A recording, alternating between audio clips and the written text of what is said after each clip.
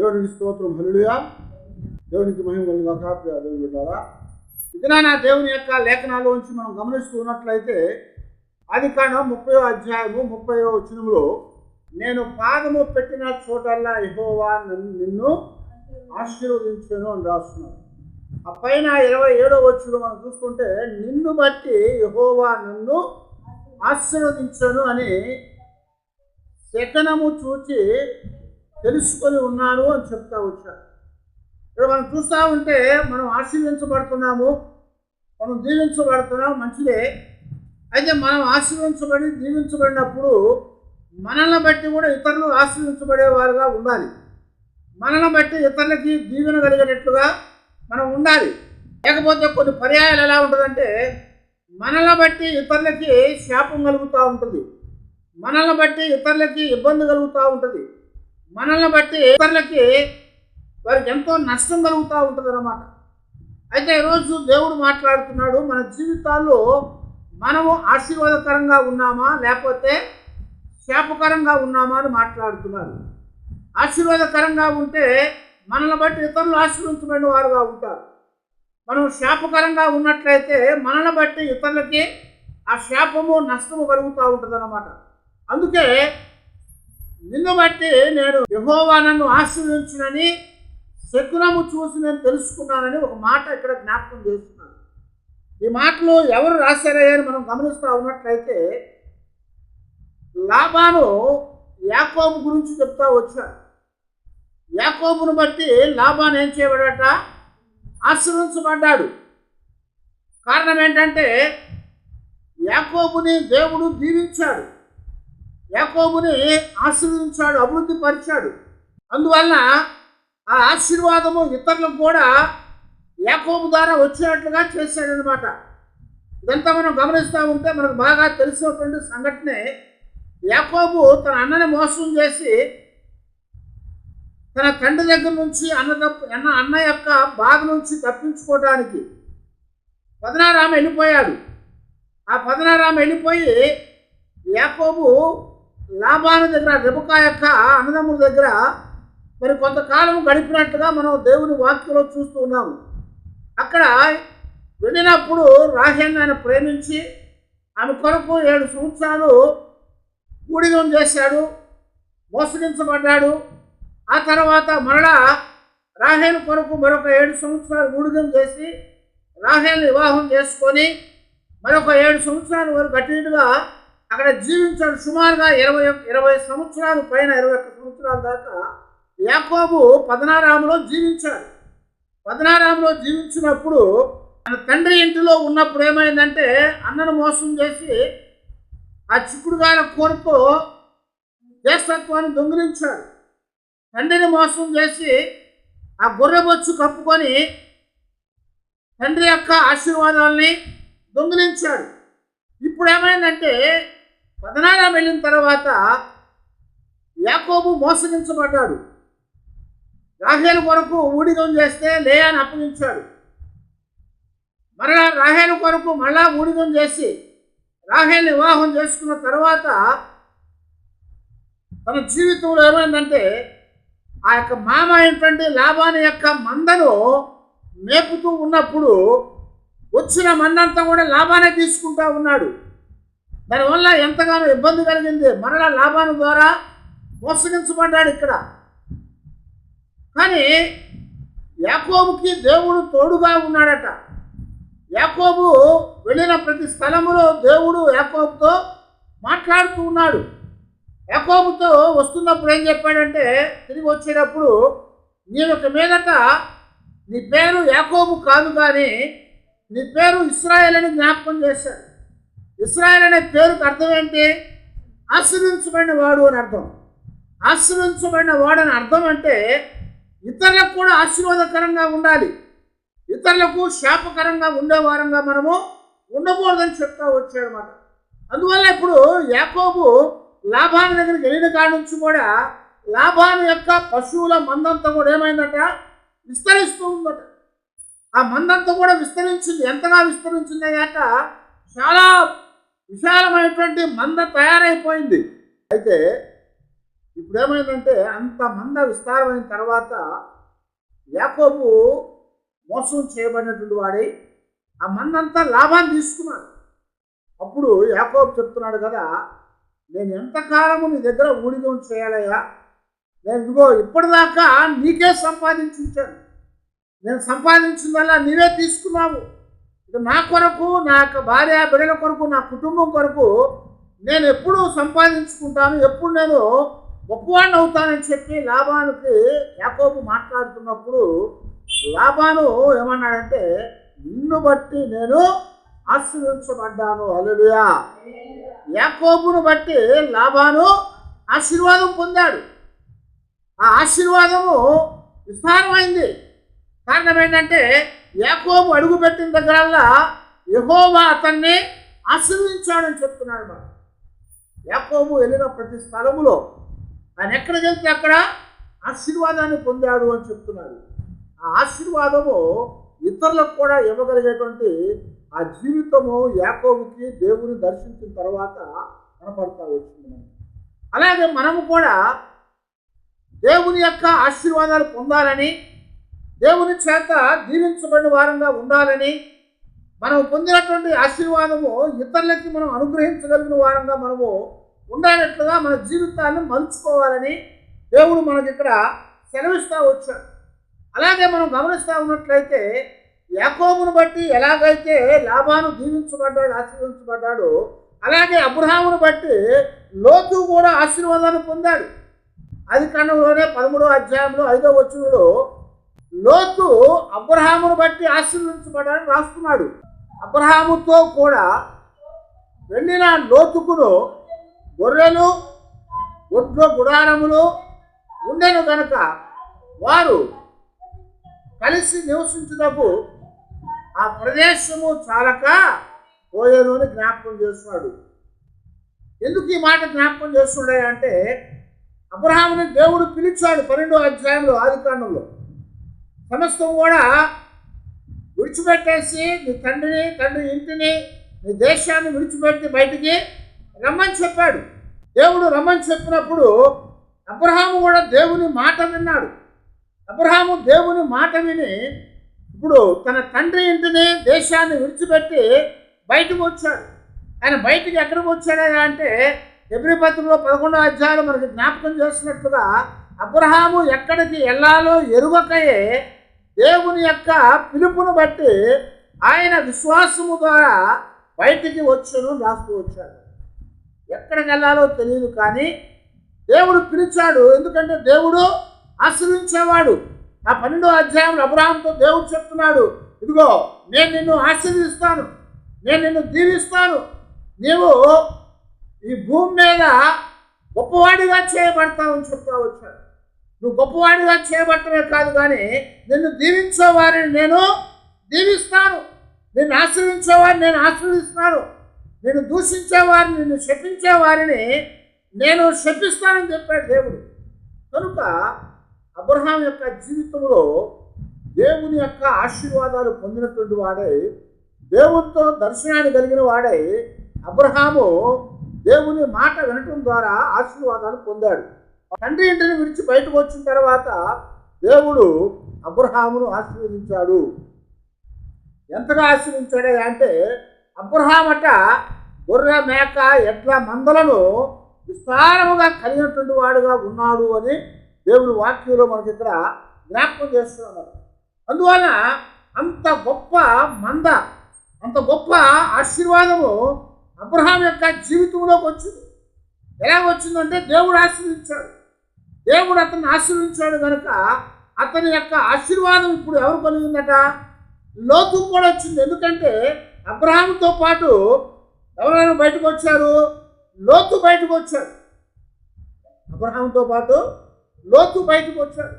ఎందుకనంటే లోతు తండ్రి చనిపోయాడు. లోతు తండ్రి చనిపోయాడు. హారాను తెరాహు ముందుగానే చనిపోయాడని బైబిల్లో రాస్తున్నారు. కాబట్టి ఇప్పుడు లోతుకి తండ్రి లేడు కనుక లోతు ఏం చేస్తాడంటే అబ్రహామును వెంటాడి వచ్చాడు.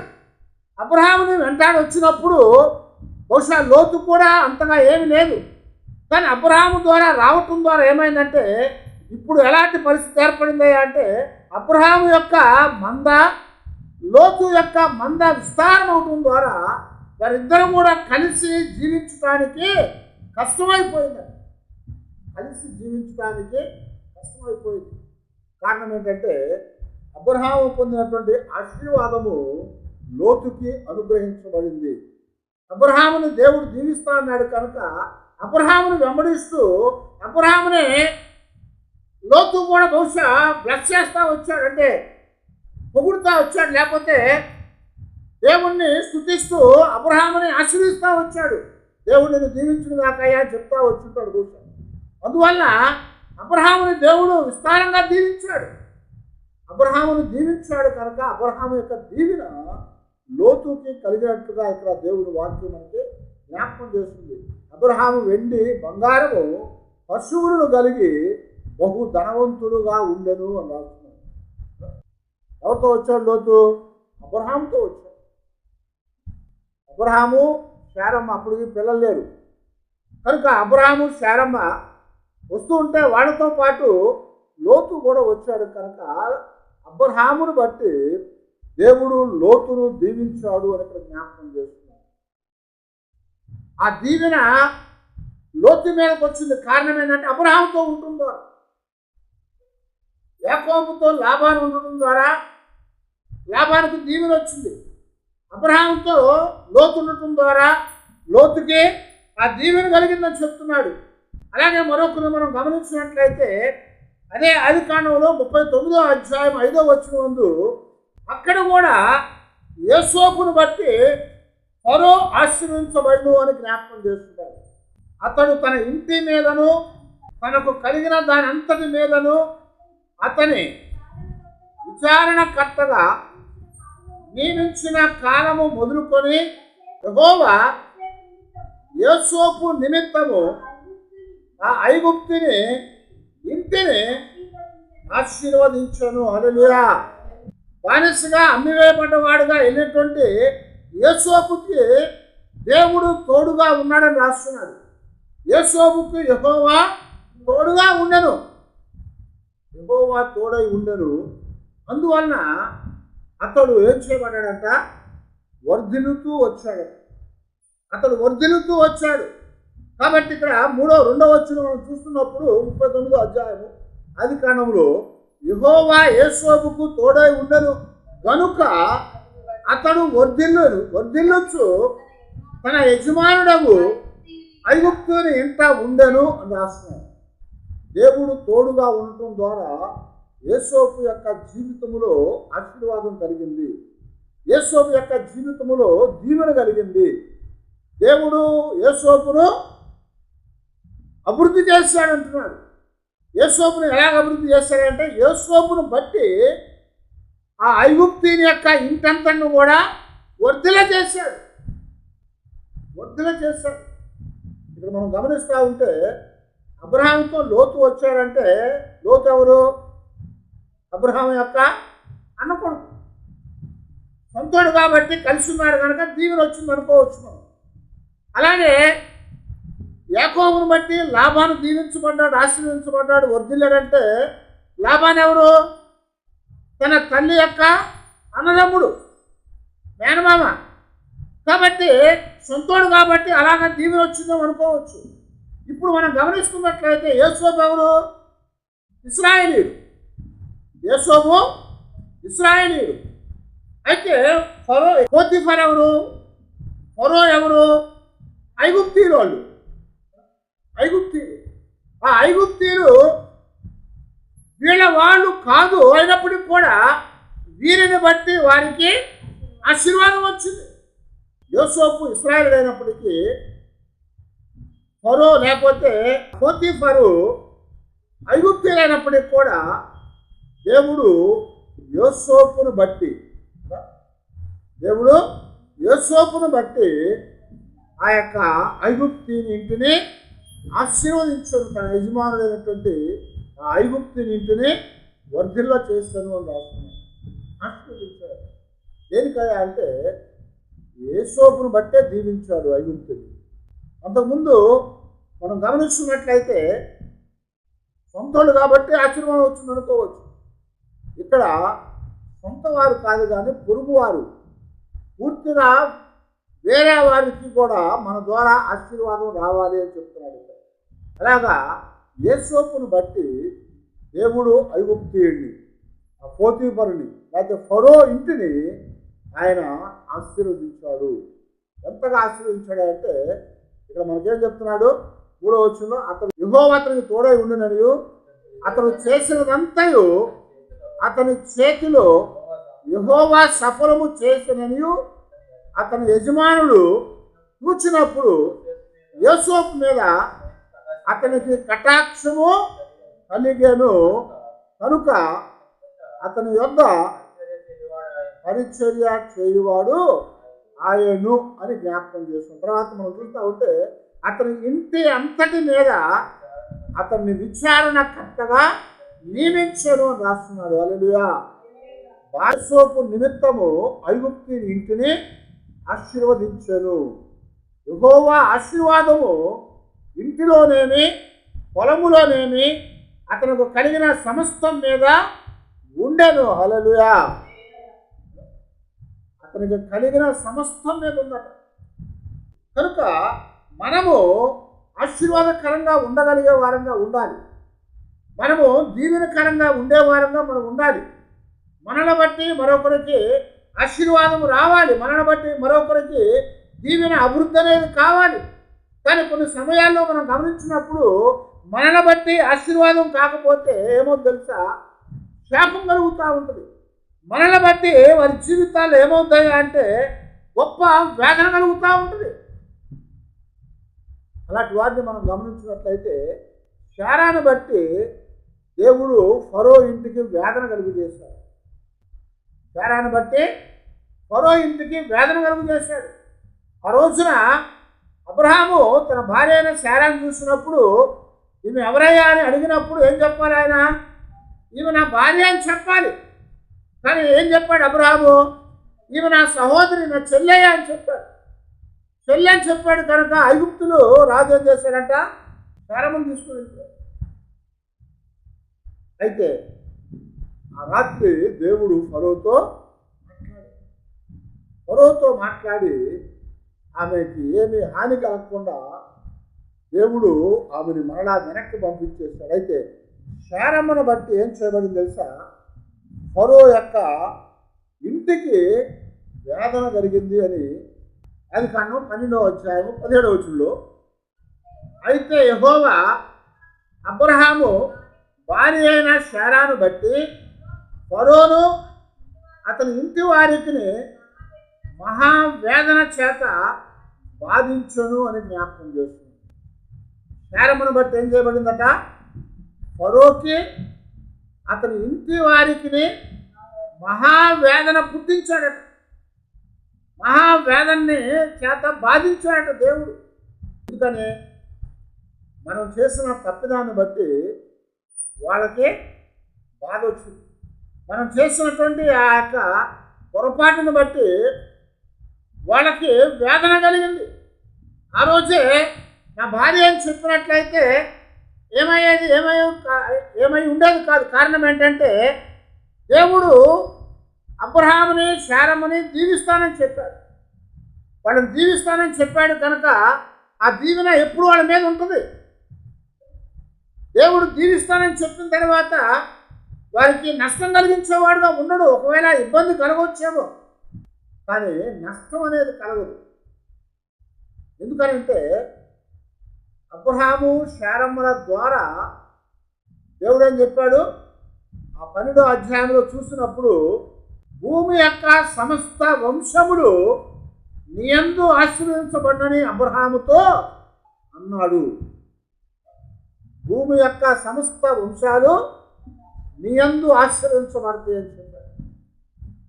ఆ మాట చెప్పిన వాగ్దానం చేసిన దేవుడు ఇప్పుడు శారమ్మను బట్టి అబ్రహామును చంపేశాడనుకో ఫరో, అవుతుందా వాగ్దానము నెరవేర్పడానికి వస్తుందా? రాదు. అబ్రహాం పోయిన తర్వాత వాగ్దానం ఎట్లా నెరవేరుతుంది? నీ ద్వారా అని చెప్పాడు ఇక్కడ. కనుక నీ ద్వారా అని చెప్పినటువంటి దేవుడు, ఆయన లేకుండా ఆశీర్వాదం రాదు. నీ యందు నేను సమస్తమైనటువంటి వంశాలను తీసుకుని వస్తాను. అబ్రహాము లేకపోతే దేవుడిచ్చిన వాగ్దానం నెరవేర్పులోనికి రాదు. కాకపోతే మానవ సంబంధమైనటువంటి భయం అనేది ఇప్పుడేం చేయబడిందయా అంటే, వారికి ఇబ్బంది కలిగించుకున్నారు, వారి ద్వారా ఇతరులకు కూడా ఆ బాధని కష్టాన్ని వచ్చేటట్లుగా చేసినట్లుగా దేవుని వాక్యం అనేది జ్ఞాపకం చేస్తుంది. అందువలన మన జీవితాల్లో మనము ఇతరులకి వేదనకరంగా బాధకరంగా ఉండేవారంగా ఉండకూడదు. అబ్రహాము లాగా లోతుకి ఆశీర్వాదము, యాకోబు ద్వారా లాభానికి ఆశీర్వాదము, యోసేపు ద్వారా ఫరోకి ఆశీర్వాదం వచ్చినట్లుగా ఉండాలి. కానీ మనల్ని బట్టి ఇతరులకి వేదన బాధ కలిగేటట్లుగా మనము ఉండకూడదని దేవుని యొక్క వాక్యం ద్వారా దేవుడు మనకి జ్ఞాపకం చేస్తుంది. మరొకటి మనం చూస్తూ ఉన్నట్లయితే యెహోషువ గ్రంథంలో 7వ అధ్యాయమందు 25వ వచనంలో, అప్పుడు యెహోషువ, నీవేళ మమ్మును బాధపరిచితివి, నేడు యెహోవా నిన్ను బాధపరచుననగా ఇశ్రాయేలీయులందరూ వారిని రాళ్లతో చావగొట్టిరి. వారిని రాళ్లతో కొట్టిన తరువాత అగ్ని చేత కాల్చి వారి మీద రాళ్లను ఓ పెద్ద గుప్పగా వేసిరి అని జ్ఞాపకం చేస్తున్నాడు. ఎవరట ఇతను? ఆకాను అనే అతను. ఈ ఆకాన్ అనే అతను ఏం చేస్తాడయ్యా అంటే, యెరికోని దేవుడు ఇశ్రాయేలుకు అప్పగించినప్పుడు దేవుడు ఏం చెప్పాడంటే, అది శపితమైంది, అక్కడి నుంచి శపితమైంది ఏది కూడా మీరు తీసుకొని రావద్దని చెప్పాడు. అని చెప్పినప్పుడు ఆకాన్ ఏం చేశాడంటే, బంగారపు కమ్మెను వస్త్రాలను తీసుకొని వెండిని తీసుకొని గుడారములో దానిని దాచిపెట్టేశాడు. మోషే ఏం చెప్పాడంటే, ఏమీ తేకూడదని చెప్పాడు.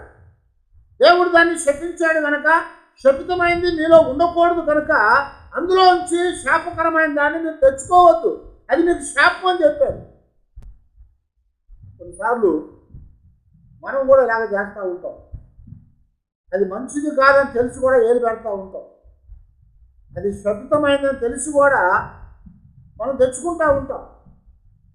అయితే ఆకాన్ చేసిన పని ఏదయ్యా అంటే, యెహోషువ గ్రంథం 6వ అధ్యాయము 18వ వచనంలో, శపించబడిన దానిలో కొంచెమైనను మీరు తీసుకున్న ఎడల మీరు శాపగ్రస్తులై ఇశ్రాయేలీయుల పాలెమునకు శాపము తెప్పించి వారికి బాధ కలుగు చేయుదురు. కనుక శపించబడిన దానిని మీరు ముట్టకూడదు.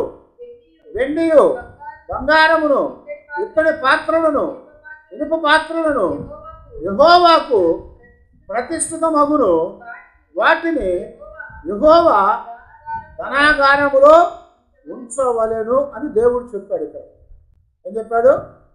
శపితమైన దానిలో కొంచెమైనా మీరు తీసుకోకూడదు, మీరు శాపగ్రస్తులు అవుతారు. ఇశ్రాయేలు యొక్క పాలెమునకు శాపం తెచ్చిన వారు అవుతారు. మీరు మీకును వారికి బాధ కలుగు చేసేవారు అవుతారు కనుక మీరు ముట్టుకోవద్దని చెప్పారు. అక్కడ తెచ్చినటువంటి ఆ దోపుడు సొమ్ము అంటారు. యుద్ధానికి వెళ్ళినప్పుడు జయించిన తర్వాత తీసుకొని వచ్చేది దోపుడు సొమ్ము అంటారు. ఆ దోపుడు సొమ్ము అంతా కూడా మీరు ఏం చేయాలంటున్నాడు? మీరు తీసుకొని వచ్చి ఎక్కడ పెట్టాలట? యెహోవా ధనాగారంలో పెట్టాలని చెప్పాడు. కానీ ఇప్పుడు ఆకారం చేశారంట, అందులో నుంచి ఎవరికి తెలియకుండా ఆకాను వాటిని తెచ్చుకున్నాడట. అవి తీసుకొని రావటం ద్వారా అతని యొక్క ఇంటికి శాపం కలిగింది. అతడు ఇశ్రాయేలుకు శాపాన్ని తీసుకుని వచ్చేవాడుగా చేయబడ్డాడు. 7వ అధ్యాయంలో చదవండి. కాబట్టి ఇశ్రాయేలీయులు శాపగ్రస్తులై తమ శత్రువుల ఎదుట నిలవలేక తమ శత్రువుల ఎదుట వెనుకకు తిరిగిరి. శాపగ్రస్తులైన వారు మీ మధ్యన ఉండకుండా మీరు వారిని నిర్మూలము చేస్తేనే తప్ప నేను మీకు తోడై ఉండను అని చెప్పాడు. ఎవరు చెప్పారట? దేవుడు చెప్పాడు. దేవుడు ఏం చెప్తున్నాడంటే, శాపితమైనటువంటిది మీ దగ్గర ఉంది కనుక ఆ శపితమైనటువంటి వారు మీ దగ్గర నుంచి నిర్మూలము చేయకపోతే నేను మీతో ఉండనని చెప్పాడు. ఇక్కడ జరిగిన సంఘటన ఏదంటే, వాళ్ళు ఎరుకొని దాటి వచ్చిన తర్వాత ఇంకా కొంతమందిని యుద్ధం చేశారు. ఇంకా కొంతమందితో యుద్ధం చేస్తున్నప్పుడు వాళ్ళు పారిపోవాల్సిన పరిస్థితి ఏర్పడింది.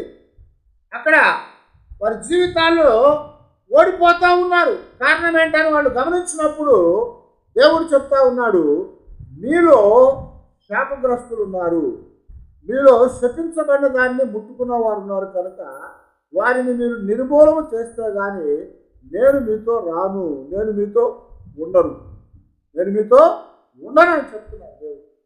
కనుక ఇప్పుడు ఎవరు తీశారు దాన్ని? ఎందుకని? ఎంతమంది ఉన్నారటప్పుడు? 6,500,000 మంది జనాంగం ఉన్నారు. అయితే ఈ 6,500,000 జనాంగములో ఎవరు తీసుకున్నాడు ఎవరు తెలుసు? వాళ్ళంతా కాలిబలం. వాళ్ళు కాకుండా పిల్లలు, పెద్దవాళ్ళు, స్త్రీలు ఉన్నారు. ఎవరు తీసుకున్నాడు వాళ్ళకి ఎవరు తెలుస్తుంది? కానీ దేవుడు ఏం చేశాడంట, మరుసటి దినాన 14వ వచనం మనం చూస్తూ ఉంటే, మీలో ఎవడు శాపగ్రస్తులో దేవుని యొక్క సన్నిధిలోనికి రమ్మని చెప్పినప్పుడు ఉదయమున అప్పుడు యెహోవా ఏ గోత్రమును సూచించునో అది వంశస్థుల వరుస ప్రకారము దగ్గరకు రావలెను. యెహోవా సూచించు వంశము కుటుంబముల ప్రకారము దగ్గరకు రావలెను. యెహోవా సూచించు కుటుంబము పురుషుల వరుస ప్రకారం యెహోవా యొద్దకు రావలెను. అప్పుడు శపితమైనది ఎవరి యొద్ద దొరుకునో వానికి కలిగిన వారి అందరినీ అగ్ని చేత కాల్చివేయవలెను. గమనించారా? ఏం చెప్పాడు? ఎవడయ్యా ఎలా కనుక్కుంటాం ప్రభు అంటే దేవుడు చెప్తున్నాడు, గోత్రాలు రండి అని చెప్పాడు ముందు. ఆ గోత్రాలు వస్తా ఉండగా యోధా గోత్రము పట్టబడింది. 17వ వచనంలో యోధా వంశస్థులను దగ్గరకు రప్పించినప్పుడు జరాహీలు వంశము పట్టబడెను. జరాహీల వంశమును పురుషుల వరుస దగ్గరకు రప్పించినప్పుడు జబ్ది పట్టబడెను. అతని ఇంటి పురుషులు వరుసకు దగ్గరకు వచ్చినప్పుడు యూదా గోత్రములోని జరాహు ముని మనవడును జబ్ది మనవడును కర్మీ కుమారుడైన ఆకాను పట్టబడెను. గమనించారా? గోత్రాలు వచ్చినాయి, యోధా పట్టబడింది, దాంట్లో కుటుంబాలు వచ్చినాయి. జరాహు పట్టబడ్డాడు. ఆ తర్వాత పెద్దవాళ్ళు వచ్చారు, వాళ్ళు జబ్ది పట్టబడ్డాడు. వాళ్ళలో ఆ కుటుంబంలో కర్మీ పట్టబడ్డాడు. ఆ కర్మీ తర్వాత కర్మీ కుటుంబం దగ్గరకు వచ్చినప్పుడు ఆకాను పట్టబడ్డాడు. ఇప్పుడు దేవుడు చెప్తున్నాడు కదా, ఇప్పుడు ఆకాను అతని ఇంటి వారందరూ కూడా ఏం చేయబడాలట? రాళ్లతో కొట్టి అగ్ని చేత కాల్చివేయబడాలి. ఎంత భయంకరమైనటువంటి శాపం చూశారు. 21వ వచనం అంటాడు, దోపుడు సొమ్ములో ఒక మంచి చినారి వస్త్రమును 200 తులముల వెండియు 50 తులముల ఎత్తుగల బంగారపు కన్నె నేను చూచి వాటిని ఆశించి తీసుకొని వచ్చునని అదిగో నా డేరా మధ్య అది భూమిలో దాచబడిందని చెప్పినప్పుడు ఆ వెండిని దాని కింద ఉంచబడినటువంటి ఉత్తరం ఇచ్చాను. తాను ఒప్పుకున్నందున యెహోవా దూతలను పంపగా యెహోషువ దూతలను పంపగా వారు వెళ్ళి ఏం చేశారంట? ఆ వెండిని, వస్త్రాన్ని, ఆ బంగారాన్ని తీసుకొని వచ్చి అక్కడ పెట్టి ఆకానుని తన కుటుంబాన్ని రాళ్ళు పెట్టి కొట్టి తన గుడారాన్ని పీకివేసి తన పశువుల మందలన్నింటినీ కూడా అక్కడ వేసి వాడి మీద గుడారము కప్పి అగ్గి చేత కాల్చివేసి ఎంత భయంకరమైన ఆకాను ద్వారా ఆ కుటుంబం అంతా కూడా శాపానికి గురైపోయింది. ఆకాను ద్వారా ఇశ్రాయేలు యొక్క జీవితాల్లో జయము లేకుండా పోయింది. కనుక శారము ద్వారా ఫరో ఇంటి వారికి వేదన కలిగించాడు దేవుడు. వీళ్ళు చేసిన తప్పిదాన్ని, ఆకాన్ చేసిన తప్పిదాన్ని బట్టి తన ఇంటి వారందరూ కూడా రాళ్లతో కొట్టబడి అగ్గి చేత కాల్చివేయబడ్డారు. సరే, వాడు ఒక్కడు చేశాడు కదా, వాడిని కొట్టి చంపేయాలి. ఎవడో చెప్పాడు, వాడు ఇంటి వారందరిని దమ్మన్నారు. సరే, ఇంటి వాళ్ళందరూ అంటే వాళ్ళకి తెచ్చింది దాచిపెట్టినప్పుడు వాళ్ళు కూడా చూసి ఉండొచ్చు, చూడకపోయి ఉండొచ్చు. లేకపోతే ఆ కుటుంబం ఎవరికి కూడా చెప్పరా తెచ్చిపెట్టింది. సరే, మనుషులు అయిపోయారు అనుకోవచ్చు. పశువులు ఏం చేసింది, ఆ పశువులు కూడా తీసుకొని వచ్చి వారందరూ కూడా గుట్టగా వేసి అగ్ని చేత కాల్చి వేశారు. ఎంత భయంకరమైనటువంటి శాపం. కనుక ఆకానుని బట్టి తన ఇంటి వారికి, ఇశ్రాయేలులకే శాపం కలిగింది అని జ్ఞాపకం చేస్తుంది. తర్వాత మనం చూస్తూ ఉంటే మరి యోనాను బట్టి ఆ ఓడలో ఉన్న వారందరికి కూడా శాపం వచ్చింది. యోనాను బట్టి ఓడలో ఉన్న వారందరికి కూడా శాపం వచ్చింది. యోనా గ్రంథంలో 1వ అధ్యాయము 7వ వచనంలో యోనాను బట్టి ఓడలో ప్రయాణిస్తున్న వారందరికి కూడా శాపం వచ్చింది. ఎవరిని బట్టి ఇంత కీడు మనకి సంభవించినది, క్రీటకై మనము చీట్లు వేయదము రెండని ఒకరితో ఒకరు చెప్పుకున్నప్పుడు చీట్లు వేయగా చీటి యోనా పేరు మీద వచ్చిందట. యోనా ఎక్కడికి వెళ్తున్నాడు ఇప్పుడు? దేవుని యొక్క మాట వినకుండా, దేవుడు నినివేకి వెళ్ళమని చెప్తే నినివేకి వెళ్ళకుండా తర్షీషుకు పారిపోతూ ఉన్నాడు. ఆ తర్షీషుకు పారిపోయేటువంటి యోనా ఓడెక్కేసి అడుగులు వెళ్ళిపోయి పండుకొని నిద్రపోతూ ఉన్నాడు.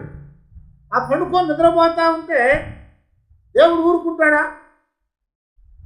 దేవుడు ఏం చేశాడంటే సముద్రంలో అలజడి కలుగు చేశాడు. ఆ అలజడికి ఓడంతా కూడా కొట్టుకులాడుతూ ఉంది. ఆ ఓడలో చాలా సరుకులు ఉన్నాయి, చాలామంది జనాంగం ఉన్నారు. వారందరికీ భయం వేస్తుంది. వాళ్ళకి నాయకుడు చెప్తా ఉన్నాడు, ఇదిగో మనం ఏమవుతామో తెలియదు కాబట్టి మీరు ఎవరి దేవుణ్ణి వాళ్ళు ప్రార్థన చేసుకోండి అని చెప్తా ఉన్నారు.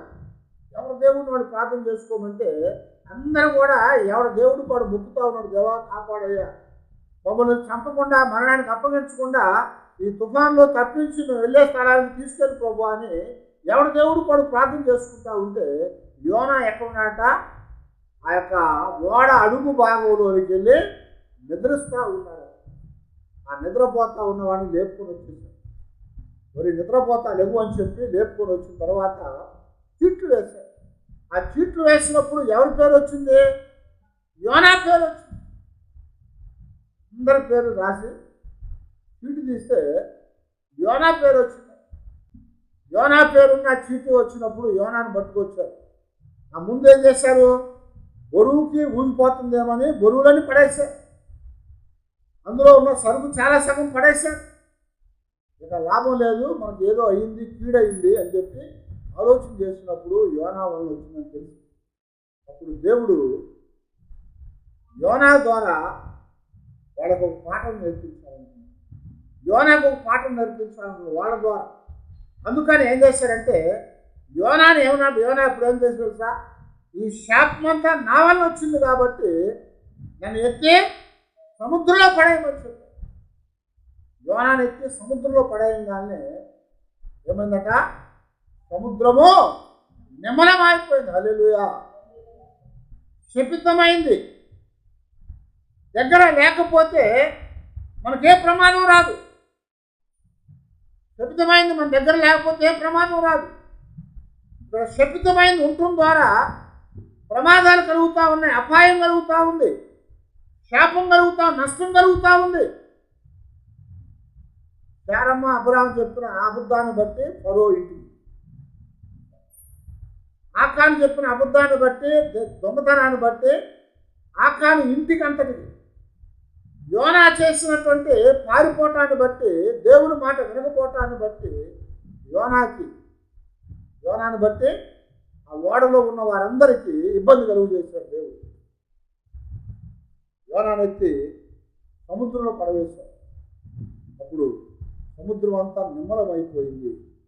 అయితే ఇక్కడ దేవుడు చెప్తున్నాడు, మనల్ని బట్టి ఆశీర్వాదం కలుగుతుందా, మనల్ని బట్టి శాపము కీడు కలుగుతూ ఉంది. ఇప్పుడు కొంతమంది ద్వారా ఏమో ఇతరులకి ఆశీర్వాదం కలిగింది, మరి కొందరి ద్వారా ఇతరులకి శాపం కలిగింది. కనుక దేవుడు మనల్ని ప్రశ్న అడుగుతున్నాడు, మనము ఆశీర్వాదకరంగా ఉండాలనుకుంటున్నామా, శాపకరంగా ఉండాలనుకుంటున్నామా? ఆశీర్వాదకరంగా మనం ఉండాలంటే దేవుడు మనతో ఉండాలి, దేవుడు మనల్ని నడిపించేవాడుగా ఉండాలి, దేవుని మాట మనం వినేవాళ్ళంగా మనం ఉండాలి. అప్పుడే మన జీవితంలో ఆశీర్వదించబడి మన ద్వారా ఇతరులకు ఆశీర్వాదం, మన ద్వారా ఇతరులకు ఆశీర్వాదం రాకుండా శాపం కలుగుతుందంటే మనము మరి అబద్ధం ఆడుతున్నాము, మనము శబ్దమైంది కలిగి ఉన్నాము, మనము దేవుని మాట వినట్లేదని చెప్తాము. కనుక ఈరోజు ఒకసారి దేవుడు చెప్తున్నాడు, మిమ్మల్ని మీరు పరీక్ష చేసుకోండి. దావీదు అంటాడు, దేవా నన్ను పరీక్షించు, నన్ను పరిశోధించు, నన్ను పరిశీలించు అని చెప్తున్నాడు. నన్ను పరీక్షించు, నన్ను పరిశోధించు, నన్ను పరిశీలించు అని చెప్తున్నాడు. మనము కూడా మన జీవితాల్లో దేవుని దగ్గరకు వచ్చి, దేవా నన్ను కూడా పరీక్షించు, పరిశీలించు, పరిశోధించు, నేను ఇతరులకి ఆశీర్వాదకరంగా ఉన్నానా లేదా, లేదా నేను ఇతరులకి శాపకరంగా ఉన్నానా ఏంటి? కనుక ఒకవేళ నేను శాపకరంగా ఉంటే నన్ను బట్టి ఇతరులకి ప్రమాదం, ఇబ్బంది నాకు కలగకుండా నేను ఇతరులకి ఆశీర్వాదకరంగా ఉండేటట్లుగా నన్ను చేయి ప్రభువా అని మనం దేవుని దగ్గర ప్రార్థన చేస్తాం. మేము దీవించబడాలి, మా ద్వారా ఇతరులకి ఆ ఆశీర్వాదం మేము చూడగలిగినట్లుగా సహాయం చేయి తండ్రి అని దేవుని దగ్గర ప్రార్థన చేస్తుంది. అందరూ మన కళ్ళ వచ్చి దేవుని దగ్గర ప్రార్థన